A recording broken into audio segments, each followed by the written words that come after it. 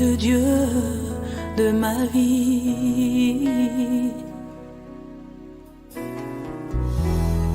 En toi j'ai trouvé le salut. Reçois, ô Dieu, l'adoration d'un cœur que tu as sauvé.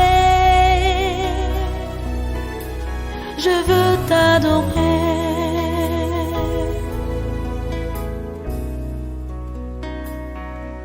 Oh, je veux t'adorer.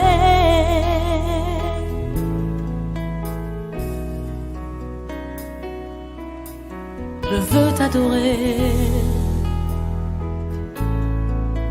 Oh, je veux t'adorer, Père.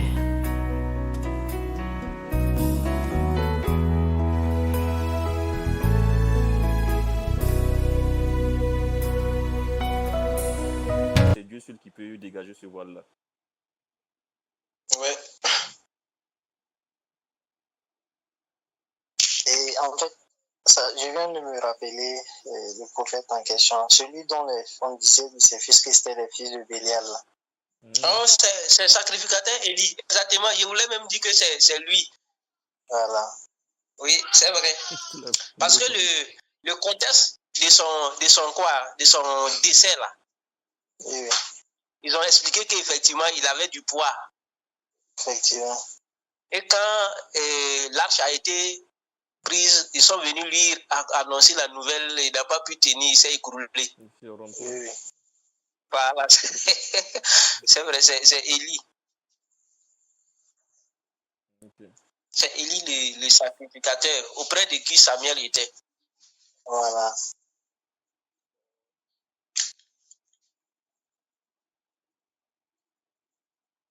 Donc, le frère, merci pour le. J'ai vu que tu as partagé le truc là sur dans le groupe WhatsApp là, concernant la scène et puis les autres là. J'ai commencé à le suivre. Donc, D'accord. voilà, je suis en train de faire la mise à jour quoi. Il y en a beaucoup, hein. Ouais, il y en a beaucoup. Non, j'ai commencé ce soir.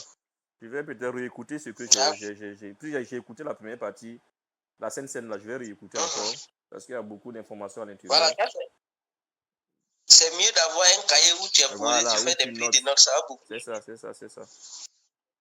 Ah, parce qu'on était vraiment dans le flou, hein, mon gars, on était dans le flou. C'est vrai.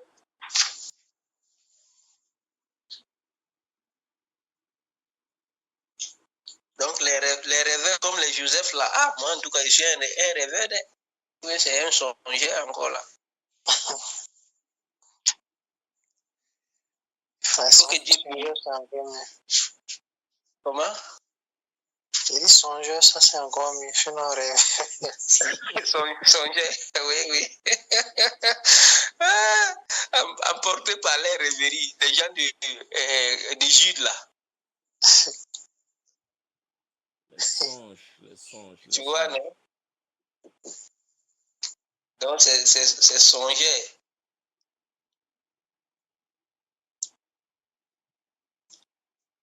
Donc, quand on regarde effectivement les songes de Joseph là,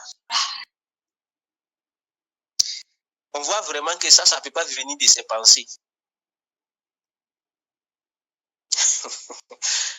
Parce qu'il suivait, comment on appelle ça, ses frères, souvent au champ pour leur donner de la nourriture. Il était souvent avec son papa.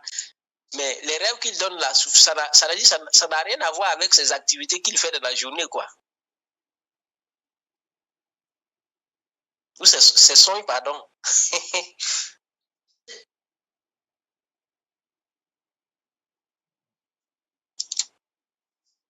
Shalom à vous. Oui, shalom. Non, on t'écoute. Ah. Non, on est en train de voir le film. On refait le film de ce que tu dis. Voilà, c'est ça. Ouais. Quand vous regardez un peu tous les songes qu'il a eu, ça n'a rien à voir avec ces ting-tang dans la journée. Ils sont que le soleil, la lune et puis les étoiles sont venues. Comment vous voyez ça? Non, Dieu lui balèze. Même le songe de Pharaon. Dieu l'a donné et le Oui. songe et l'interprétation du songe que quelqu'un d'autre a fait. Tout à fait. Effectivement. Ah! Mes amis, on doit désirer vraiment la présence de notre Seigneur Jésus-Christ. Amen.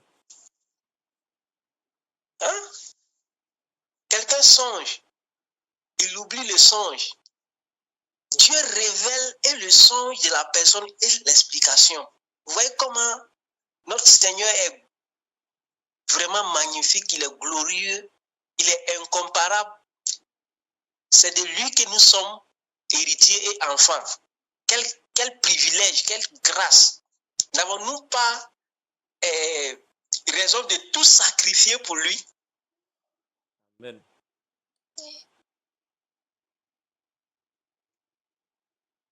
Vraiment.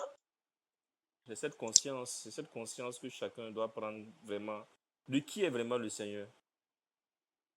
Tout à fait. Parce que quand je regarde l'histoire de David, un enfant, un simple enfant, qui vient sur un champ de bataille, là où il y avait des soldats aguerris.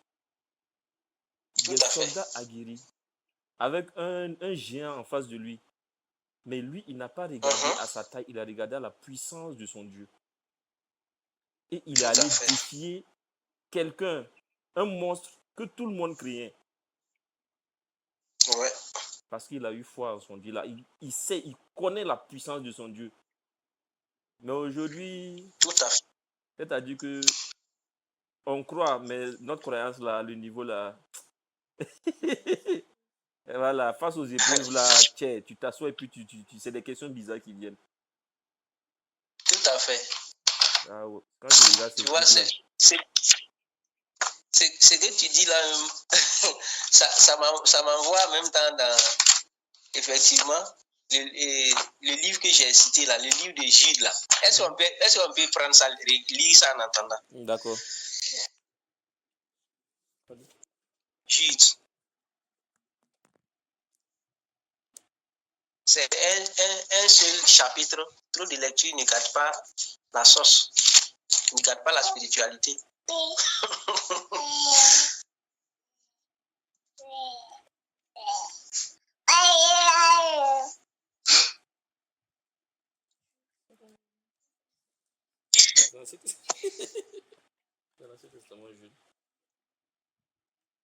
c'est le Nouveau Testament, c'est l'avant-dernier livre. Le livre avant Apocalypse.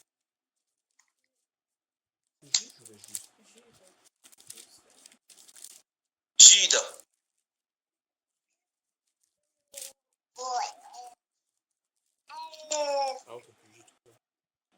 Ok, c'est bon, c'est quel chapitre? C'est un seul chapitre. Ok. Le verset? On peut commencer au verset 1. D'accord. Donc je lis bien, je lis. Okay. Oui, tu peux lire. Ok. Jude, serviteur de Jésus-Christ et frère de Jacques, à ceux qui ont été appelés, qui sont aimés en Dieu le Père et gardés pour Jésus-Christ. Que la miséricorde, la paix et la charité vous soient multipliées. Bien-aimés, comme je désirais vivement vous écrire au sujet de notre salut commun, je me suis senti obligé de le faire afin de vous exhorter à combattre pour la foi qui a été transmise aux saints une fois pour toutes. Car il s'est glissé parmi vous certains hommes dont la condamnation est écrite depuis longtemps, des impies qui changent la grâce de notre Dieu en dissolution et qui renient notre seul Maître et Seigneur Jésus-Christ. Je veux vous rappeler, à vous qui savez fort bien toutes ces choses, que le Seigneur, après avoir sauvé le peuple et l'avoir tiré du pays d'Égypte, fit ensuite périr les incrédules, qu'il a réservés pour le jugement du grand jour, enchaînés éternellement par les ténèbres, les anges qui n'ont pas gardé leur dignité, mais qui ont abandonné leur propre demeure, que Sodome et Gomorrhe et les villes voisines qui se livraient comme eux à l'impudicité et à des vices contre nature sont donnés en exemple, subissant la peine Ok. d'un feu éternel. Amen, c'est bon. Peut-être après, on peut continuer. D'accord. Mais le verset qui a beaucoup attiré mon attention, c'est le verset 5 là.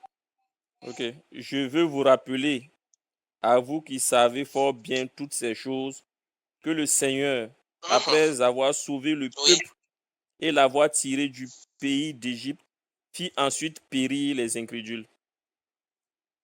tout à fait. Donc, au verset 3, il dit là-bas que, bien aimé, comme j'ai désiré vivement vous écrire au sujet de notre salut commun, je me suis senti obligé de le faire afin de vous exhorter à combattre pour la foi, à combattre pour la foi, à combattre pour la foi. Quel est le combat de notre foi? Ou quel est le combat que nous menons vraiment pour la foi? Nous, à nous. Parce que il dit ici que il les exhorte à combattre pour la foi.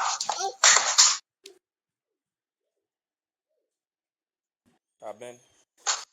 Donc, cette question de foi là, ça veut dire, mes amis, récemment, Frère Junior a fait l'enseignement sur l'incrédulité et il a bien dit que l'Esprit lui dit il y a de l'incrédulité au milieu de son peuple. Ce qui a inspiré son enseignement, n'est-ce pas? Amen. Et quand j'étais en train de regarder et lire ce livre-là, l'exhortation donc que Jude donne à ceux à qui cela s'adresse, à savoir nous aussi, il est dit clairement qu'il les exhorte à combattre pour la foi. Donc ça veut dire qu'on ne peut pas s'asseoir comme ça, bras croisés, et puis dire qu'on a la foi. Ça requiert un combat. Il y a un combat. Et pour ce faire, les apôtres exhortaient afin que chacun sache qu'il faut combattre, afin que cette foi qui a été transmise au sein là puisse vraiment se manifester, puisse vraiment se déployer. Amen. Puisse avoir des œuvres, afin que cette foi puisse avoir des œuvres, afin que cette foi puisse avoir des actions. C'est Jacques qui dit, la foi sans les œuvres est une... Ou bien c'est ça, non? Sans les œuvres est une foi morte là. Jacques. C'est ça. C'est Jacques, non? Oui, c'est bien. Voilà, la foi sans les œuvres est une foi morte. Donc voilà que il y a un combat à mener pour la foi. Et il explique pourquoi il faut combattre. Il dit car il s'est glissé parmi vous certains hommes dont la condamnation est écrite depuis longtemps, des impies qui changent la grâce de notre Dieu en dissolution et qui renient notre seul maître et Seigneur Jésus-Christ. Donc à cause de ces gens-là qui se sont glissés parmi le peuple de Dieu, donc, du coup, le peuple de Dieu doit combattre véritablement pour leur foi. Parce que ces personnes-là, en réalité, ils ne blaguent pas. Ils viennent pour faire des actions ou tout simplement pour s'aimer le désordre ou tout simplement pour s'aimer la confusion parmi le peuple de Dieu. D'où la nécessité que notre foi soit vivante. D'où la nécessité que notre foi produise des œuvres qui peuvent fermer les bouches, qui peut les mettre c'est-à-dire hors d'état de nuit, parce qu'ils sont nuisibles. Voyez-vous, aujourd'hui, ils sont là, parce que les esprits ne meurent pas. Ce qu'ils ont fait à la période des Judes, là, ils sont là encore. Donc, à cause de cela, nous devons donc combattre pour la foi qui a été transmise à nous les saints parfaits, une fois pour toutes. Amen. Amen. Et Amen. au verset 5 là maintenant, il dit que je veux vous rappeler, à vous qui savez fort bien toutes ces choses-là, que le Seigneur, après avoir sauvé le peuple et l'avoir tiré du pays d'Égypte, fit ensuite périr les incrédules. Là, encore le mot incrédule a beaucoup attiré mon attention. Ok, le peuple d'Israël était en captivité en Égypte. Le Seigneur, par sa main puissante, accomplit, comment on appelle ça, tous ces prodiges et miracles à travers Moïse. Les 10 plaies dont il a frappé le peuple égyptien. Il les a sortis à la 10e plaie. Et cette 10e plaie qui consistait donc qui était donc la mort, je crois que c'était les premiers-nés mâles, non? C'était n'importe quel, en tout cas c'était les premiers-nés. Je sais que c'est les premiers-nés mâles. Les premiers-nés mâles. Voilà. Et c'est à travers cette plaie-là que le peuple est sorti. Mais la Bible dit clairement que, ou Jude nous dit ici que ceux-là qui sont sortis, que Dieu a tirés de l'Égypte, après Dieu a fait périr les incrédules. Et le mot incrédule a beaucoup attiré mon attention. Qui sont ces gens-là? Quand en griffe, on sauve de l'Égypte et on les fait périr. Et pour rebondir, si tu as remarqué, c'est carrément toute la génération. Hein. C'est carrément toute la génération. C'est pour ça qu'ils ne sont pas rentrés dans le pays qui leur a été promis. Ah oui. Ouais. Mais lorsqu'ils sont sortis, c'est ça, vous voyez comment. C'est ça, l'incrédulité. Les murmures. Qu'est-ce que c'est que l'incrédulité? Les murmures. Les murmures, effectivement. Tu as parlé des murmures et on peut voir ça dans le même truc là, dans le même livre là. Regardez, au verset 7, il est dit, ce sont des gens qui murmurent,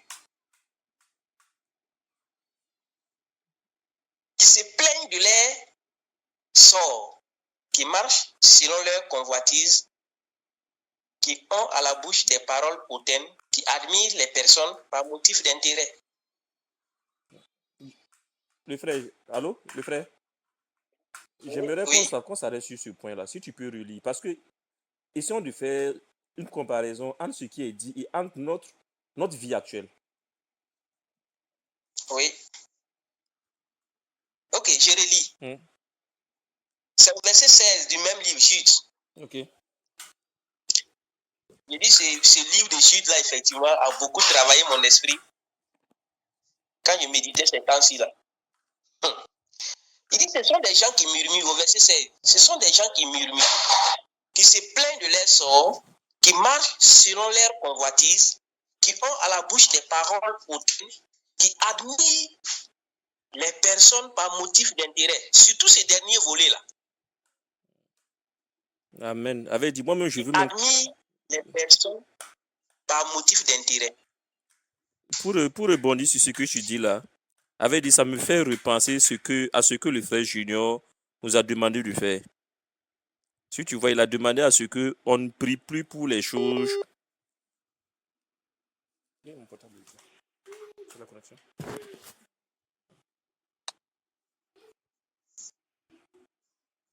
Allô? Oui, excusez. On ne t'entendait pas. Ah, ok, non, ma connexion venait de partir, quoi. J'ai dit que ça me rappelle ce que le frère Junior nous avait demandé par rapport à nos différents sujets de prière. Lorsque nous regardons, moi, en tout cas, je vais faire le parallèle avec moi, ce que je faisais avant. Lorsqu'on dit qu'ils se plaignent de leur sort et qui marchent selon leur convoitise, dans la vie là où on était, c'était on priait le Seigneur. Moi, honnêtement, les prières que je disais, c'était Seigneur, c'était pour la promotion. Non, je parle honnêtement de ce que je faisais avant. Jusqu'à ce que j'ai compris que toutes ces choses, c'est que vanité. Et je sais que beaucoup d'entre nous, même si c'est pas le truc, mais comme on est écouté, je sais que beaucoup de frères et sœurs au Burkina aussi, c'est leur prière, et j'en connais plein, leur prière, c'est le matériel, c'est la promotion, Tout à fait. c'est ces trucs. Et lorsque ça ne vient pas rapidement, c'est le murmure qui vient. Tout à fait. Et qui ont la bouche des paroles hautaines, qui admirent les personnes par motif d'intérêt. Effectivement, aujourd'hui, l'admiration qu'on a pour les gens, ça, c'est pas motif d'intérêt. Je veux être comme tel. Je veux avoir ce que tel a. Ça veut dire, ce passage-là doit vraiment nous pousser à nous remettre en cause. Tout à fait. Et à vraiment remercier le Seigneur pour sa patience. Parce que son peuple, il y a beaucoup de gens qui ont été détruits parce qu'ils ont eu à murmurer. Dans le désert, ils ont frappé 40 ans à cause des murmures. Hein, et ils ont été dissipés. Il faut, avec dit il faut que Dieu vraiment nous aide à vraiment avoir un cœur qui ne murmure pas. Parce que bon, on ne peut pas, avec dit, chacun se dit que si on était dans le cas des gars dans le désert là, avec tout ce que Dieu a fait comme miracle, que ce soit la nuit qui les accompagnait en journée et la nuit qui les torchait, qui faisait de la lumière pour eux, que ce soit la manne qui descend du ciel, que ce soit les choses, la viande qu'ils ont mangée jusqu'à ils étaient dégoûtés, que ce soit l'eau qui coule d'un rocher, il y a tous ces miracles-là. Mais quand même murmurer. Des fois, tu t'assois, tu te dis que comment ces gars-là ont fait pour murmurer, mais c'est la grâce. Même nous aussi, on doit aussi se remettre en cause. Parce que tout ce que Dieu fait aussi pour nous, là, on oublie vite. Hein? On oublie très vite. On oublie très, très vite. Donc, ce passage, je vais souligner ce passage-là, je vais relire encore. Ok. Donc, regardez, si on lit Hébreu, pour toujours continuer dans la même lancée, quoi. L'apôtre Paul encore a parlé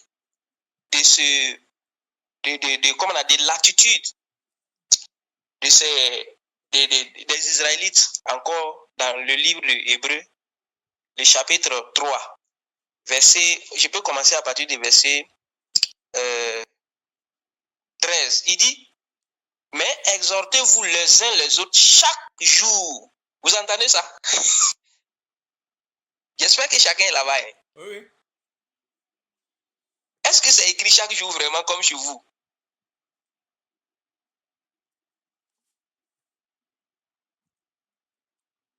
Chaque jour. C'est chaque jour, non? Oui. Mais exhortez-vous les uns les autres chaque jour, aussi longtemps qu'on peut dire aujourd'hui, afin qu'aucun de vous ne s'endurcisse par la séduction du péché. Donc, vous voyez comment l'exhortation est très importante. Parce que quand on se retrouve et que nous parlons des choses célestes, nous parlons des choses qui sont en haut, ça nous catapulte, ça nous stimule, ça nous donne donc de réfléchir, même quand on va se quitter ici. Je suis sûr, lorsqu'on parle d'un thème et quand on se quitte, combien on médite sur le thème dont on a parlé, même quand on n'est plus ensemble. Je ne sais pas si c'est le cas de tout le monde. C'est un peu ça. Donc, l'exhortation est tellement importante que nous devons vraiment nous atteler à ça. Et c'est pourquoi je disais la fois passée que nous allons nous mettre des choses dans les oreilles, au point où, quel que soit là où tu seras là, c'est ça qui va résonner dans ton esprit.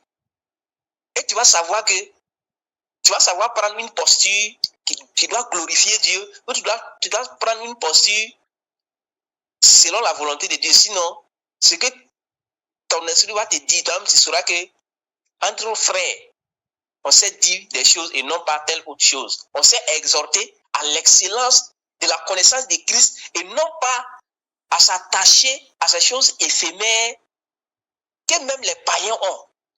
Vous voyez? Que même les gens qui ne servent pas Dieu ont.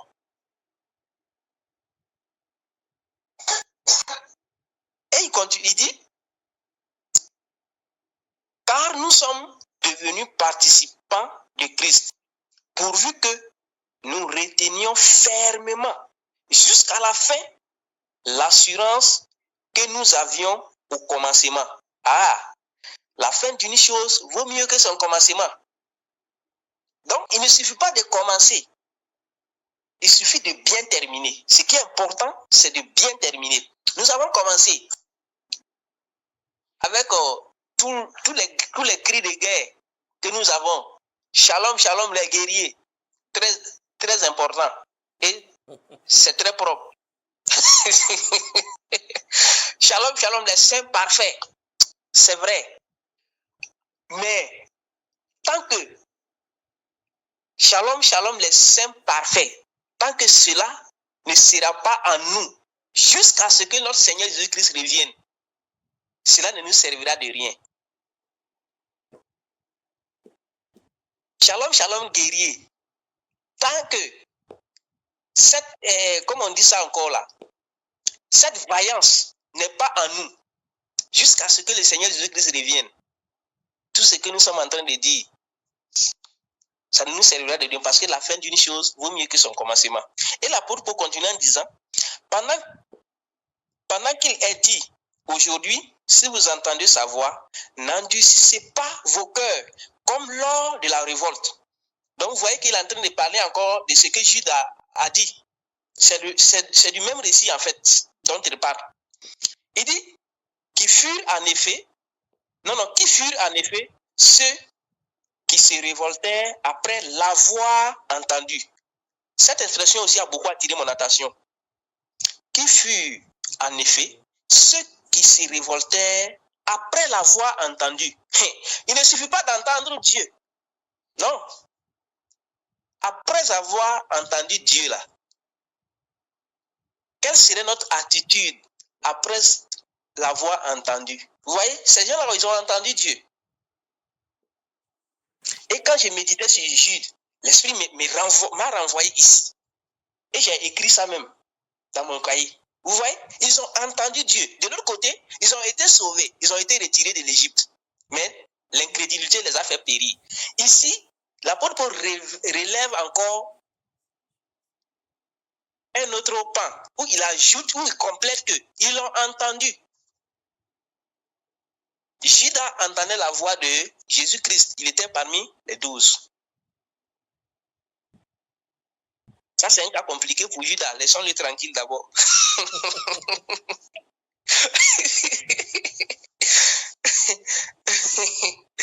Vous voyez? Il dit, après l'avoir entendu, sinon ceux qui étaient sortis d'Égypte sous la conduite de Moïse. C'est ça. C'est de ça que Judas a parlé. Ils sont sortis de l'Égypte. Ils ont été sauvés de l'Égypte. Ils l'ont entendu. L'apôtre Paul vient révéler ici qu'ils l'ont entendu. Ils l'ont entendu. Et contre qui Dieu fut irrité pendant 40 ans. Sinon contre ceux qui péchaient, dont les cadavres tombèrent dans le désert. Amen. Voyez-vous comment le Seigneur attire notre attention sur certaines choses. Nous devons persévérer jusqu'à la fin. Nous devons retenir fermement cette assurance que nous avons dès à présent jusqu'à la fin. Nous n'avons pas le droit à l'erreur. C'est pourquoi nous ne devons pas vraiment être distraits. Le divertissement doit quitter nos cœurs et nous devons rester focalisés sur l'essentiel, comme exactement tu as fait le titre des exhortations passées. Nous devons être focalisés sur l'essentiel, sinon le début, c'est bien. La fin est ce qui est attendu. Amen. Le début est bien, c'est la fin qui est ce qui est attendu. Amen. Ne quittons pas les rangs. Ne quittons pas les rangs, tout à fait. Donc, est-ce qu'on peut prendre, on peut voir quand je pense que c'est Matthieu. On va voir le livre de Matthieu. Oui, Matthieu chapitre 13. Tu y es? Chapitre 13. Oui, verset 54 à 58. Ok. Donc, ok, 54. Ok. Oui, oui. S'étant rendu dans sa partie, il enseignait dans la synagogue, de sorte que ceux qui l'attendirent étaient étonnés et disaient: d'où lui viennent cette sagesse et ces miracles? N'est-ce pas le fils du charpentier? N'est-ce pas Marie qui est sa mère? Jacques, Joseph, Simon et Jude ne sont-ils pas ses frères? Et ses sœurs ne sont-elles pas toutes parmi nous? D'où lui viennent donc toutes ces choses? Et ils étaient pour eux une occasion de chute. Mais Jésus leur dit: Dommage. un prophète n'est méprisé que dans sa partie et dans sa maison. Et il ne fit pas beaucoup de miracles dans ce lieu à cause de leurs incrédulités. Ok, incrédulité. Ça revient encore. Oui, ça revient encore. Et ici, il est dit que il ne fit pas beaucoup de miracles dans ce lieu-là à cause de leur incrédulité. Donc, c'est pour dire que dans les autres milieux, là où Jésus fait beaucoup de miracles, c'est qu'il y a moins d'incrédulité dans ces zones. Ou tout simplement, là où il y a moins de miracles de Jésus, c'est qu'il y a plus d'incrédulité. C'est ça. C'est ce que le verset dit clairement. Et quand Frère Junior faisait l'enseignement sur l'incrédulité, franchement, il faut que vraiment le Seigneur nous titille véritablement. Parce qu'à certains moments, tu penses que tu as quelque chose, pourtant tu n'en as même pas. Quand il dit, l'Esprit dit qu'il y a l'incrédulité au milieu de son peuple, il dit: ah, mais depuis que nous écoutons les enseignements, vraiment des enseignements hors pair, des enseignements vraiment qui nous amènent à nous dépouiller en griffe. Ou bien, c'est quoi l'incrédulité là encore? Vous voyez? Mais ici, tout à fait. Le manque de foi, les murmures, toutes ces choses qu'on a citées là, c'est des petites choses par moment. Franchement, la mort en soi est la seule chose qui peut nous délivrer de ce mal-là, de l'incrédulité, du manque de foi. Tant qu'on n'est pas devenu effectivement comme des cadavres, ça dit que notre vie ne nous dit absolument rien et que c'est le Seigneur Jésus-Christ. Qu'on vive ou que l'on meurt, ça ne nous importe pas. Tant qu'on ne va pas arriver véritablement à ça, ça dit que ça sera toujours, on aura toujours cette lutte-là. Ici, il est dit clairement qu'il ne fit pas beaucoup de miracles dans ce lieu à cause de leur incrédulité. Donc, voilà la chose que nous devons commencer à traiter au milieu de nous. Excusez-moi. Est-ce que nous avons la foi requise? Amen. Nous avons la foi requise pour que le Seigneur se manifeste. Amen, amen. Est-ce que nous avons la foi vraiment au niveau où le Seigneur va se manifester véritablement? Voilà, ces gens ici. Jésus a fait peut-être ça seulement pour dire, bon, voilà, bon, je fais ça quand même pour vous montrer que je peux le faire, quoi. Sinon, sinon je ne le fais pas à cause de vous, mais je le fais quand même pour que vous sachiez que quand même, je peux le faire. Puisqu'il est dit ici qu'à cause de leur incrédulité, il n'a pas fait beaucoup de miracles. Il a fait ça juste pour faire, voilà. Je vous donne au moins quelques... je vais guérir quelques malades pour que quand même, ceux qui auront la grâce de tomber sous cette onction-là, il n'y a pas de souci. Sinon, bon, vous, en tout cas, vous n'êtes même pas digne de recevoir quelque chose de moi. Amen, amen, amen. Le frère, oui. Je voulais que, si tu peux donner quelques exemples d'incrédulité, parce qu'il y a une façon d'être incrédule, mais il y a beaucoup de gens qui ne savent pas que c'est de l'incrédulité. On prend l'exemple déjà des gens qui demandent à Dieu: Seigneur, je demande, et à la fin ils disent qu'il soit fait selon ta volonté. Maintenant, quand Dieu fait sa volonté et que ça ne les arrange pas, en griffe, ils commencent à murmurer. Tu vois? Et ça, c'est très dangereux. Ça, c'est tenter Dieu. C'est tenter Dieu. Quand tu dis selon ta volonté, il peut ne pas te donner parce que lui, il a le plan parfait pour toi. Toi, Tout à tu n'as fait. que le plan à chose. Même pas, parce que même le lendemain, tu ne connais pas. Donc, toi, Tout à c'est fait. un plan que tu fais juste pour truc. Mais c'est Dieu qui a le plan parfait.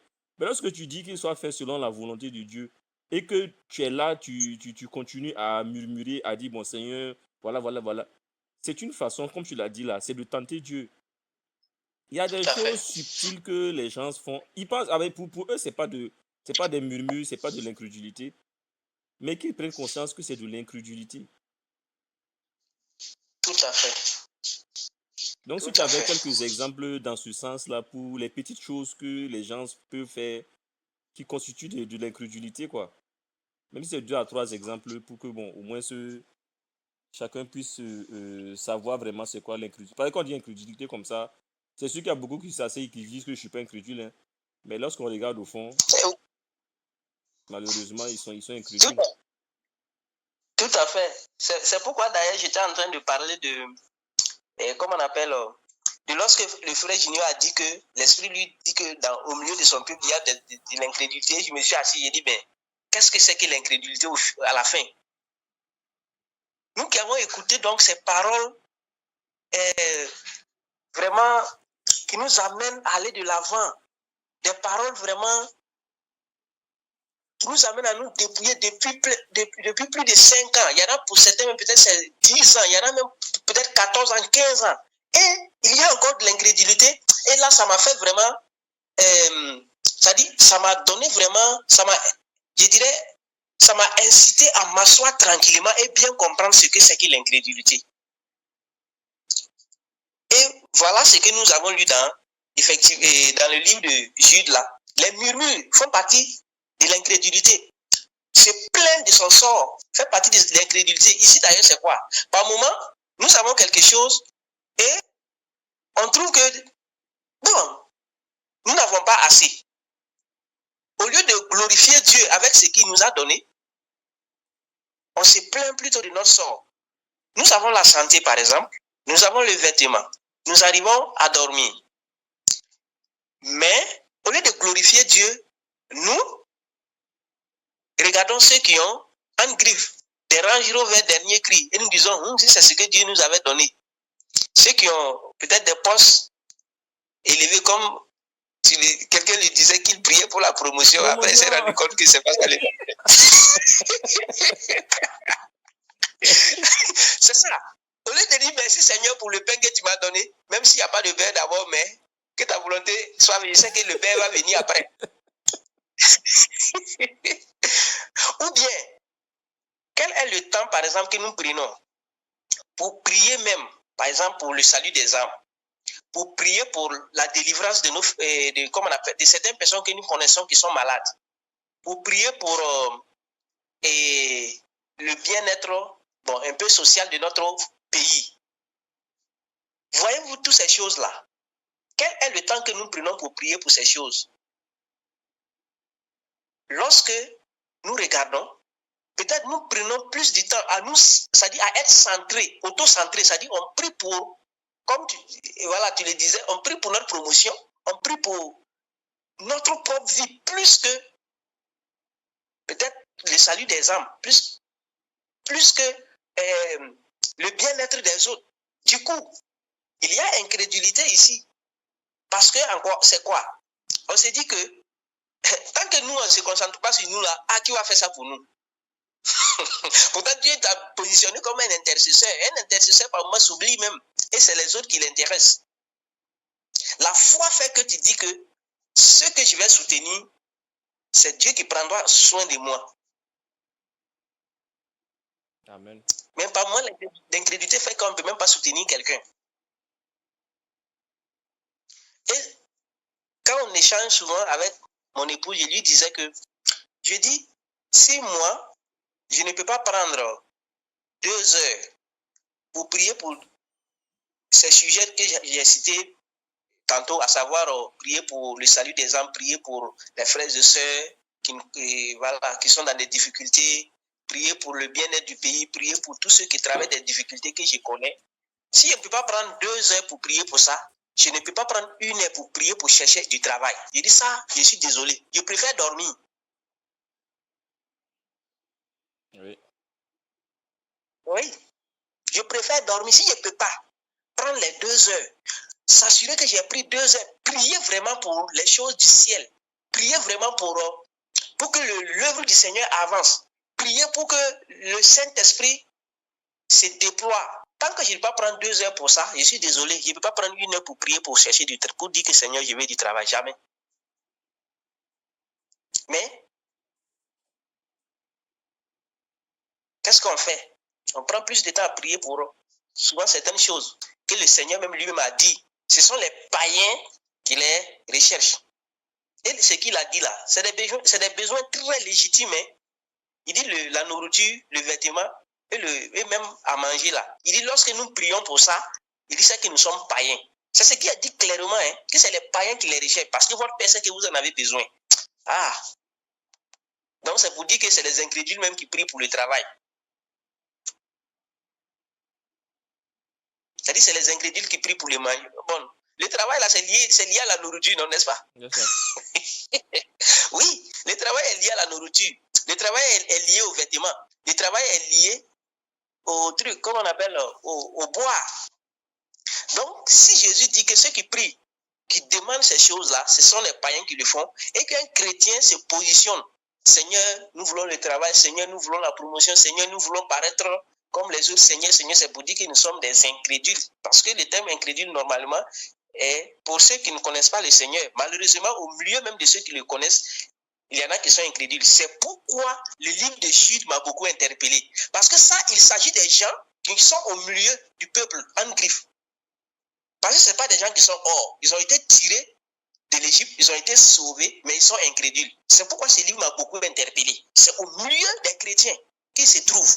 C'est au milieu de ceux qui appellent Jésus-Christ comme Seigneur et Sauveur. C'est eux. C'est le lien en fait que j'ai fait. Lorsqu'il dit, ils ont été tirés de l'Égypte. Je fais comme l'apôtre Paul le dit souvent, que ces choses sont allégoriques. Si on prend l'Égypte comme étant le monde, aujourd'hui, ils ont été sauvés du monde. Nous sommes sauvés du monde. Ils ont été sauvés de l'Égypte, nous sommes sauvés du monde, mais ils sont incrédules. Est-ce que nous, réellement, nous avons la foi que le Seigneur Jésus-Christ demande lorsqu'il dit, quand le Fils de l'homme viendra sur la terre, trouvera-t-il la foi? Est-ce que nous avons donc cette foi-là qu'il demande? Donc c'est un peu ça. Si on fait le lien, c'est ce que je vois. Ils ont été tirés de l'Égypte, ils ont été sauvés de l'Égypte. Si on fait le lien, ils ont été sauvés en griffe de la vaine manière de vivre, c'est-à-dire ils ne volent pas, peut-être ils ne mentent pas. Parce que c'est un peu ça les péchés visibles qu'on voit dans nos assemblées ou bien dans nos communautés. Quand la personne ne ment pas, quand la personne ne vole pas, quand la personne ne fornique pas, bon, ça va, hein, il est saint, vrai ou faux? Il y a un autre niveau, plus que ça. Parce que tu peux ne pas faire tout ça là maintenant, même pas la foi. C'est ça. Voilà, parce qu'il y a des gens dehors qui ne connaissent pas le Seigneur Jésus-Christ, mais il y en a qui ne mentent pas, il y en a qui ne forniquent pas, il y en a qui ne volent pas. Vous le savez bien, non? Oui. Voilà, mais ils n'ont pas la foi. Maintenant, si donc on est au milieu, on ne fait pas ces choses-là, et on pense qu'on a la foi, c'est que ce n'est pas vrai. Et ce livre de Jude m'a beaucoup interpellé. Ouais. Donc, nous qui sommes là, en regardant maintenant le livre de Matthieu qu'on avait lu, nous qui sommes là, ça dit que si nous voulons vraiment que le Seigneur se déploie comme on le veut, que les miracles, les prodiges, donc quand on parle là, se fassent, ça veut dire notre détermination et le combat que nous faisons pour la foi doit être à un niveau très élevé. Parce que c'est quoi? Moi, je commence à comprendre véritablement que quand on dit qu'on a la foi, c'est le fait réellement que on va redoubler d'ardeur pour demander véritablement le réveil au Burkina. Ça prouve que nous savons que le réveil doit se produire. La foi ne veut pas dire que non, on reste tranquille et puis on commande et puis les choses viennent. Moi, je commence à comprendre qu'en réalité, c'est pas ça. La foi, il a dit que c'est une ferme assurance. Tenir ferme, ça veut dire qu'on est là, on est sur notre point. De toute façon, si aujourd'hui c'est pas venu, on est là, on prie toujours. Si demain c'est pas venu, on monte encore dans le niveau de une autre étape de la prière. Si après demain c'est pas venu, si on faisait 1 jour de jeûne, on va aller à 2 jours. Si on faisait 3 jours de jeûne, on va aller à 4 jours. Si on priait 2 heures, on va aller à 3 heures. Si on priait 4 heures, on va aller à 5 heures. C'est ça qui montre réellement qu'on a une ferme assurance que les choses que nous voulons, que ça se produise là, se produisent. C'est une ferme assurance des choses qu'on espère et une démonstration de celles qu'on ne voit pas. Comment on peut démontrer des choses qu'on ne voit pas et comment on peut espérer de manière ferme si ce n'est pas en restant réellement sur une position et augmenter de comment on appelle ça? C'est-à-dire aller augmenter d'étape dans notre façon d'attirer les choses du Seigneur vers le bas, d'attirer les choses célestes pour que ça se manifeste ici. Amen. Amen, amen, amen, amen. Donc, je vais lire un autre passage, on va voir. Okay. Matthieu 17, verset 14. Je vais commencer par verset 14. Il est dit, lorsqu'il fut arrivé près de la foule, un homme vint se jeter à genoux devant Jésus et dit, Seigneur, aie pitié de mon enfant qui est lunatique et qui souffre cruellement. Il tombe souvent dans le feu et souvent dans l'eau. Je l'ai amené à tes disciples et ils n'ont pas pu le guérir. Race incrédule et perverse, répondit Jésus. Jusqu'à quand serai-je avec vous? Jusqu'à quand vous supporterai-je? Amenez-le moi ici. Voilà encore ici.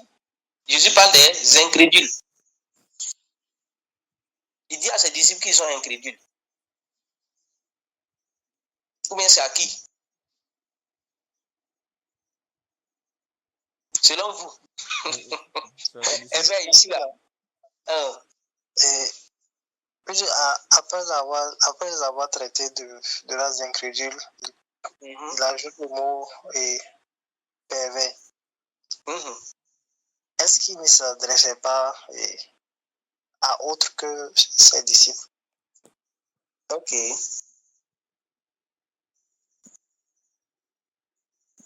On peut lire la suite pour voir. Hein. Ok, je continue. Jésus parla sévèrement au démon qui sortit de lui et l'enfant fut guéri à l'heure même.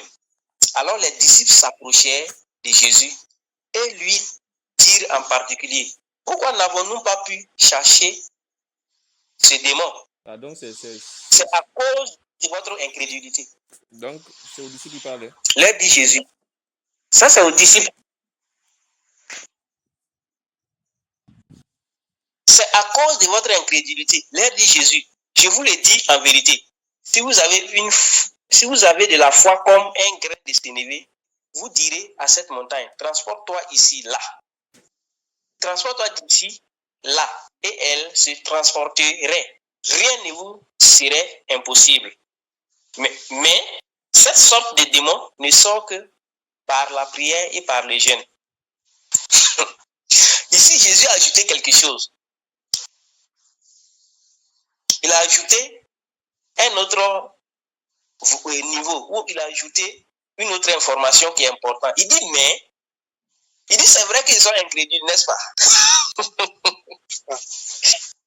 C'est vrai qu'ils sont incrédules, oui. Mais comprenez aussi que... Ah oui? Oui, non, je vois là où le frère Elbert veut en venir. Maintenant, ma question, oui. Est-ce que quand on dit disciples, il ne faut pas seulement voir les 12 disciples, hein? Il y en avait plusieurs. Voilà. Si tu as remarqué, il y a une bonne partie qui sont partis après que Jésus leur ait parlé de manger mon corps et de boire mon sang. Tout à fait. Il y a beaucoup qui sont partis. Effectivement. Oui. Donc, effectivement, ici, je pense que il y a une conjonction de coordination qui relie incrédule et perverse. Oui. Donc, c'est pourquoi je dis, pour moi, il y a même des... C'est-à-dire, il y a des niveaux, hein. Il y a des niveaux. Maintenant, si je dis il y a des niveaux, je vais tout simplement dire que il y a des types d'incrédules qui n'ont pas forcément la perversion ou la perversité dans leur corps.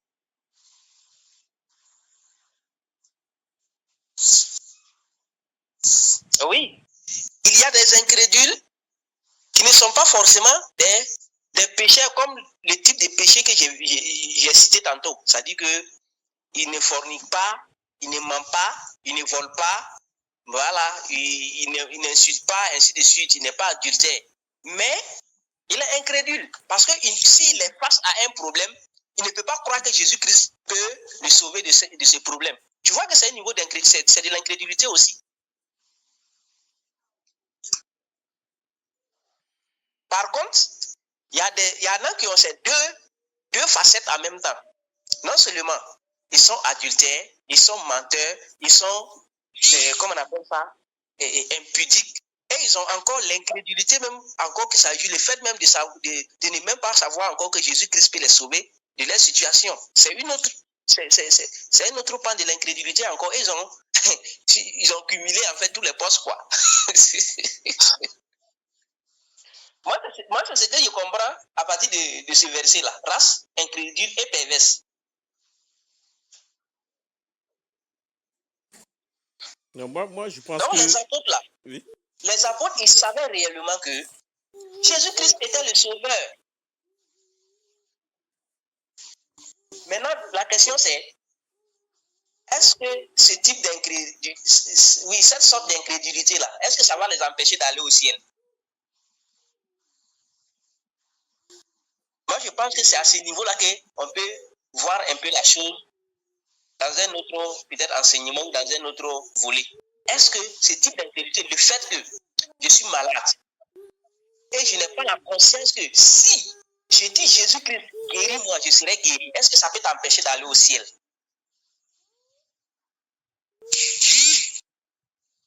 C'est ça. Pour moi, je pense que c'est des questions qu'il me pose. Peut-être que si on aura l'occasion, on va méditer là-dessus et puis voir ce qu'il en est. Mais ici, ils ont cru à Jésus-Christ. Ils sentent qu'il est le Seigneur, il est le Sauveur, il est le Rabbi, il est le Messie. Et ils le suivent. Et lorsque Jésus-Christ a dit effectivement, si vous ne mangez mon corps et si vous ne buvez mon sang, vous ne serez pas dans mes disciples. Certains sont partis, mais ceux-là, ils sont restés. Ils ont dit, à qui irions-nous? Tu as les paroles de la vie et de la vie éternelle. Mais à ce niveau-là, ils n'ont pas pu chercher les démons. Maintenant, pour revoir un peu l'information que Jésus-Christ a ajoutée, parce que là, c'est important. Il a dit, on était au verset 21, il dit, mais cette sorte de démon ne sort que par la prière et par le jeûne. La question c'est, est-ce qu'il n'y a pas un passage quelque part qui dit que lorsque Jésus-Christ était là, ses disciples n'avaient pas jeûné? Je ne sais pas si quelqu'un peut retrouver ce passage-là. Mais vous voyez un peu que quand Jésus-Christ était là, ses disciples ne jeûnaient pas, n'est-ce pas? Oui. Parce qu'il y a un passage où les disciples des gens sont allés dire, où est-ce qui? En tout cas, il y a eu un échange comme ça. Ils ont même dit à Jésus, voilà que les disciples des gens jeûnent. Et il prie, par contre, toi, tes disciples ne jeûnent pas. Et il a dit, quand l'époux est là, est-ce que c'est quoi? Les amis de l'époux jeûnent. Il dit, mais quand l'époux les sera enlevé, ils seront obligés de jeûner. Donc, en ce moment-là même, les apôtres, ou les disciples de notre Seigneur Jésus-Christ n'avaient pas cette conscience de jeûner, de prier, parce que Jésus-Christ était là. Mais après que Jésus-Christ soit parti, on a vu qu'il jeûnait et qu'il priait. La Bible a dit ça dans Actes des Apôtres. Il persévérait dans les jeûnes et dans les prières. Maintenant, est-ce qu'on a vu un autre passage qu'un démon les a résistés? Ou un démon les a résistés? Est-ce que quelqu'un a vu ça après le débat de Jésus-Christ? je nous lance le défi d'aller chercher. Est-ce qu'après le départ de Jésus-Christ, il y a eu un démon qui a résisté aux apôtres? Frère, mais est-ce que tu as connaissance d'un passage comme ça? Bon, pas à ma connaissance. D'accord. Et le frère Abdul Kader? Non plus, non plus. Pardon? Oui, non, non plus. Voilà. Donc, alors que l'information que Jésus-Christ a ajoutée, c'est que ce type de démons ne sont que par jeûne et par prière.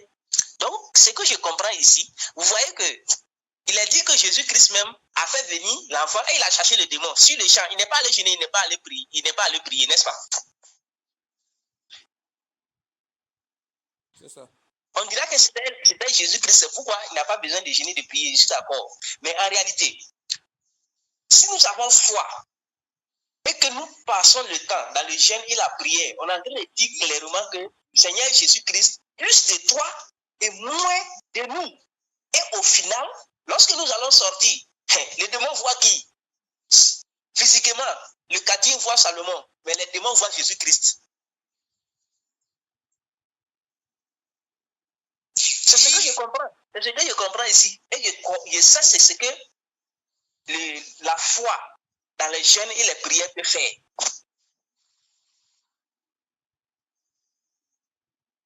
Désirer les choses d'en haut. Désirer les choses du ciel. Là où Christ est assis. Si donc les disciples, après que Jésus-Christ s'en est allé, il les a revêtus de la puissance, et en ce moment-là, ils jeûnaient et ils priaient. Leur vie était donc consumée complètement sur l'autel, et c'était Christ qui avait grandi en eux, au point où il n'y a pas un passage quelque part où on nous a montré un démon résister aux disciples. Donc ça veut dire, ce passage-là veut dire clairement que ça ne veut pas dire qu'il y a des types de démons. Quand on les voit, on dit démon, attends, on va aller jeûner une semaine et puis venir te trouver. Tu vas voir.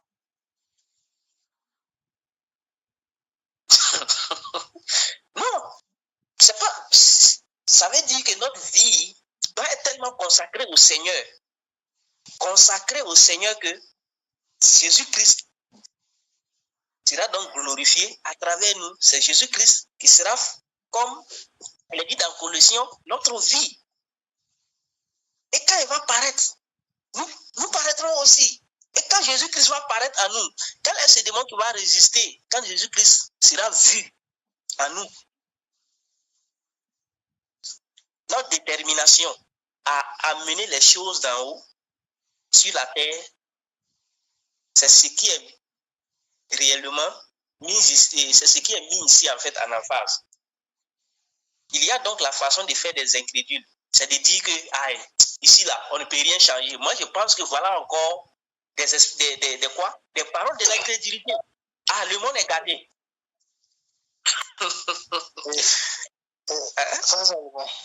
Oui. Il y a, comment on appelle ça? Une situation là qui me vient à l'esprit, là, le cas par exemple de Paul et puis sa femme qui était possédée par l'esprit de Python. Là. Voilà, avec la dame en question, on voit que la délivrance de cette femme ne s'est pas fait le premier jour en fait. Tout à fait. Voilà, c'est quelques jours après.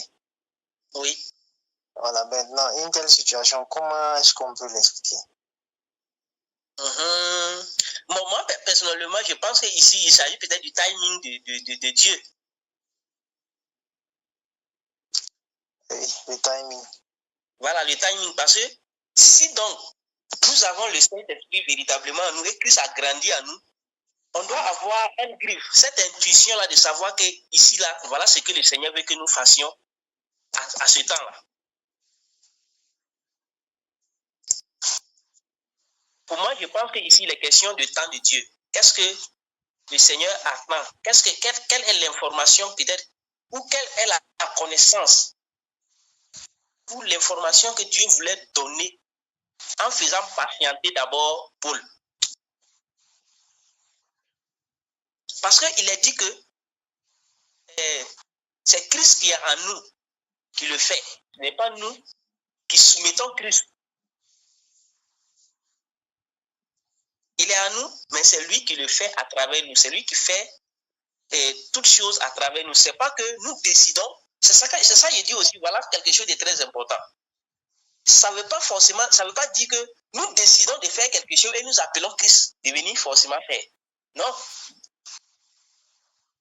Ça veut dire, son temps donc est arrivé et il nous demande de le faire. Et par conséquent, on ne peut pas échouer parce que c'est lui qui nous a demandé de le faire. Si son timing est là, pour moi, effectivement, on sera donc titillé à produire ce qu'il veut. Ou tout simplement, il n'a pas besoin de consulter souvent un peu, je ne sais pas moi, s'il faut dire ton intelligence ou bien ton intuition pour le faire. Il peut t'utiliser même sans que toi, c'est après que tu sauras que tu as été utilisé. C'est possible. Voilà. Je me rappelle bien, chaque fois le frère Junior rappelle ça dans ses enseignements. Lorsqu'il disait qu'il était en train d'enseigner et il y a un fou qui venait. Et il dit même, ce monsieur a été délivré, il est serviteur de Dieu même aujourd'hui par la grâce de Dieu. Il dit que lui, frère Junior, en tant que frère Junior, il voulait dire, maintenez-le, mais il entend dans sa bouche, laissez-le. Oui, bon, ça, c'était pas un fou, en fait. C'était, je pense, un camarade de l'université qui voulait l'agresser. Oui, mais c'était un fou. Non, il n'était pas fou. Ah bon? C'est quelqu'un qui voulait l'agresser, je pense. Oh, ok. Voilà, donc c'est un peu ça. Donc tu vois que il dit, voilà, dans son esprit, ça dit en tant que frère Junior, lui il voulait dire à ces éléments qui sont où il voulait dire tout simplement à l'assistance, maintenez-le, attrapez-le, il entend, laissez-le. À ce niveau-là. Effectivement. Voilà. Donc, c'est un peu ça. À ce niveau, forcément, le temps de la manifestation est là. Même le fait qu'il dit je t'enchaîne, c'est pour dire que ce n'est plus lui qui dit je t'enchaîne.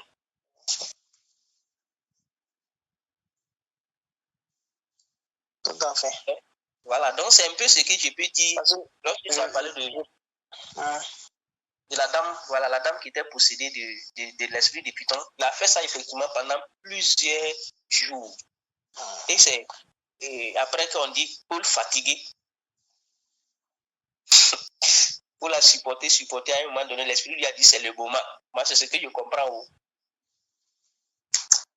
Parce qu'effectivement, parlant de la question du timing là, et je pense effectivement que quelqu'un peut être un petit du Saint-Esprit et puis, c'est pas quand tu te présentes dans un endroit en même temps, les démons sont hérités.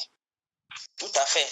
Donc, si je prends le cas par exemple du Seigneur et Jude, on dit clairement que Jude était un démon. Mais je ne pense pas que Jude a été hérité un jour en la présence du Seigneur lui-même. Il marchait avec eux. Tout à fait. Et même dès je ne sais pas moi, dès les premiers instants, il n'a pas donné cette information-là. Non. Voilà. Donc, je voulais dire quelque chose quand tu parlais. Oui, le timing de Dieu, c'est très important. Parce que il y avait des cas aussi où certaines personnes étant possédées là, dès qu'ils voyaient le Seigneur aussi, ils s'irritaient. Tout à fait. Ça dit par moment, l'ordre même n'est pas donné, mais c'est les démoniaques là même qui se manifestaient. Effectivement. Voilà. Donc tout ça, pour moi, c'est Dieu, effectivement, organisant toutes choses. Dans sa diversité ou dans sa façon multiple de fonctionner, à chaque situation, il veut tirer gloire à sa façon. Lui, à sa façon, pas à notre façon.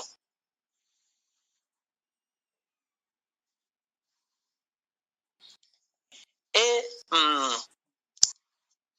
la dernière fois, lorsqu'on était avec le frère Junior, il a dit quelque chose. Il dit, si aujourd'hui nous recevons même le don de guérir, c'est nous savons comment ça fonctionne. Est-ce que vous avez réfléchi un peu à cette question-là?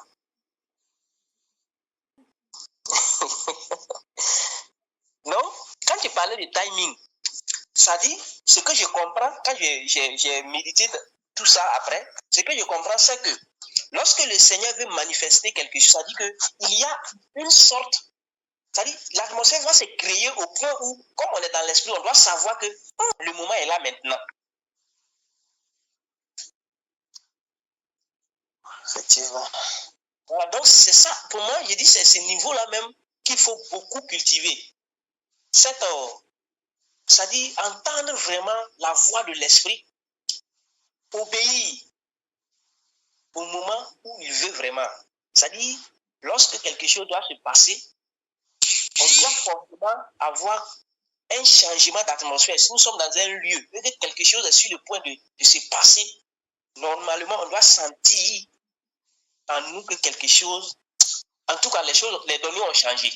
Un peu comme quelqu'un qui veut éternuer, quoi. Voilà.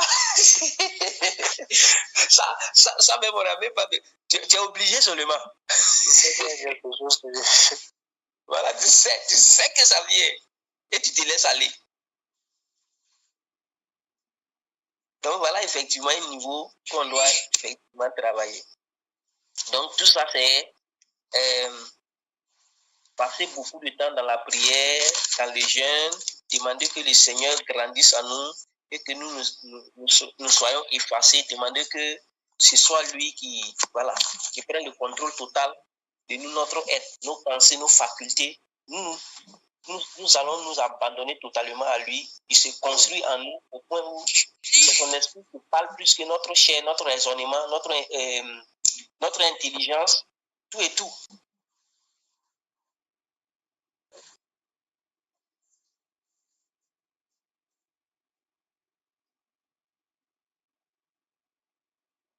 Amen.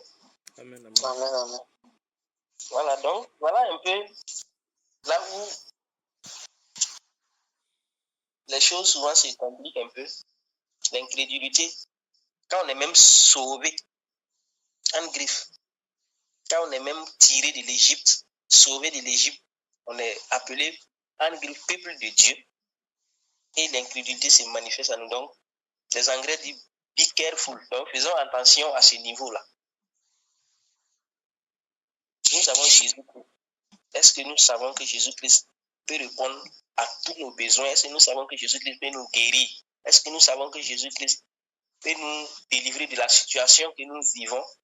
Est-ce que nous ne partons pas plutôt tendre la main peut-être à des pharaons, comme souvent même le peuple d'Israël avait tenté par moment de tisser des alliances avec des étrangers et Dieu les a repris sévèrement de ne pas le faire.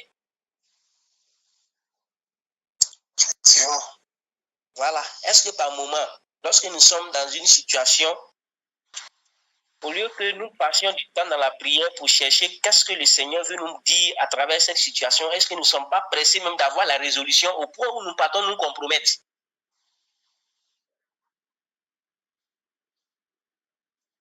Alors que la situation là, Dieu va forcément nous parler à travers cette situation parce que ça va nous amener tellement à prier que nous allons forcément entendre la voix de Dieu avant de quitter la scène.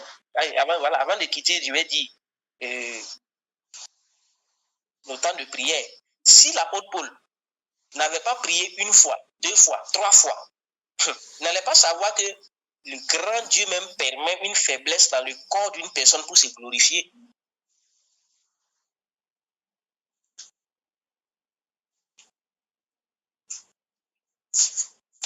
Ah oui? Effectivement. C'est grand Paul là, c'est grand Paul. Moi, franchement, ce passage de Paul, moi, ça me dit beaucoup de choses.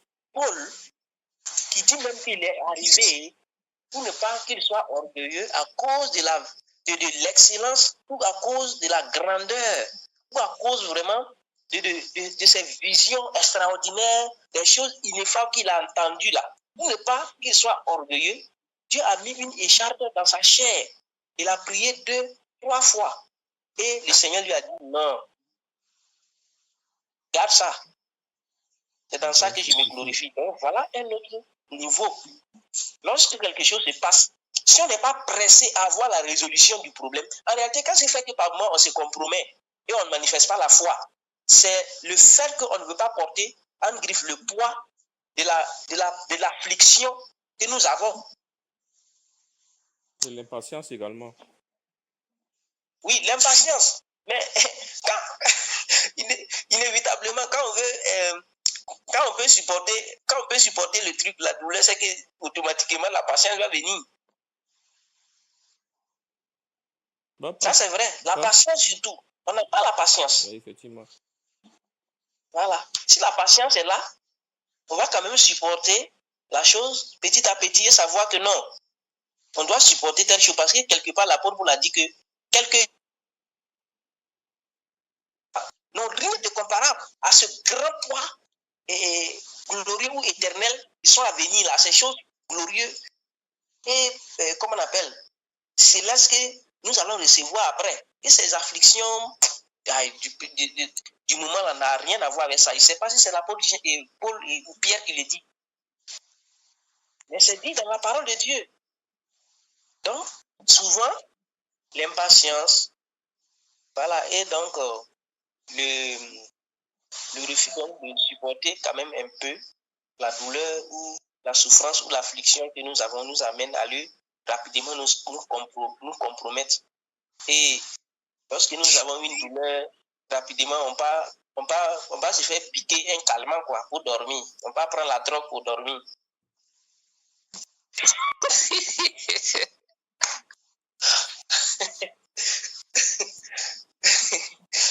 on va se saouler de la drogue pour dormir.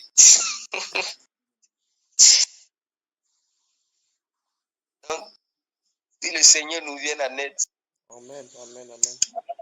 Afin qu'à toute situation, nous puissions attendre son temps. On chante ça, mais bon, on dit que si les soucis du monde m'accablent, j'attendrai avec patience. On chante ça, mais lorsque les situations nous allument là, tiens, la patience n'a pas. La patience prend de la tangente, mon frère. Ah ouais. Donc, par moment, effectivement, les chansons qu'on chante là, il faudrait qu'on pèse les mots avant de les chanter. Sinon, on serait des menteurs et des hypocrites. Jusqu'à la mort, mon frère. En fait, déjà, le gars, il disparaît. Oui, prends tout, Seigneur. Le Seigneur vient prendre ton travail, tu commences à pleurer. Oui, prends tout, Seigneur. Rien n'est donné même au Seigneur même. Il a tout dit du sortons de la religion, sortons de la religion, allons-y dans la vie de l'esprit. Ouais. Là où on regarde toutes ces choses de ce monde là comme la boue. La boue. Comme des chaînes qui nous empêchent de nous approcher du Seigneur. Tout à fait. Amen.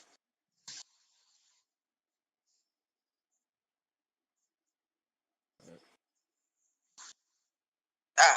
Attends, mais depuis là, nous on parle, les femmes là, bon, elles n'ont rien à dire, non?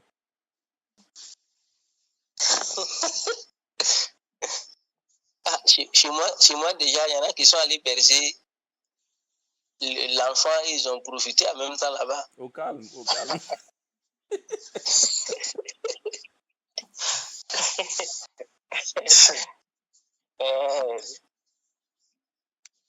Donc, si tu attends que ça parle là, on va durer ici. Non, mais je pense que l'essentiel est déjà dit. Hein. On a du travail encore à faire. Tout à fait. On a encore des temps de jeûne devant nous, de prière, d'humiliation devant le Seigneur. Pour vraiment tuer cette chair-là. C'est qu'on arrive à... Oui.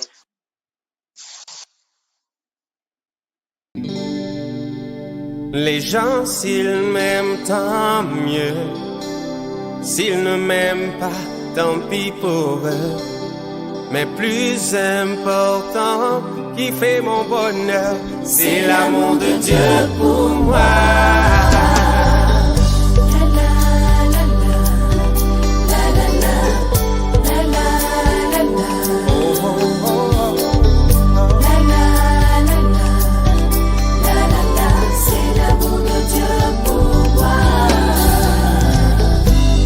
Je suis debout devant vous pour chanter l'amour.